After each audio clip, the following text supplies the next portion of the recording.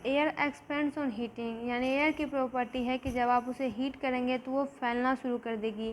तो जो ठंडी हवा होती है वो गर्म हवा से ज़्यादा भारी होती है। गर्म हवा स्मोक की तरह ऊपर उठ जाता है, जबकि जो ठंडी हवा होती है वो नीचे उतरती है। जब गर्म हवा ऊपर उठ जाती है तो उस एरिया का जो प्रेशर है वो कम जाता है, जिससे कि ये जो कूलर हवा होती है ये हायर प्रेशर से नीचे उतरना शुरू कर देती है और उस गर्म हवा का जो पहले जगह था उसको ये लेना शुरू कर देती है।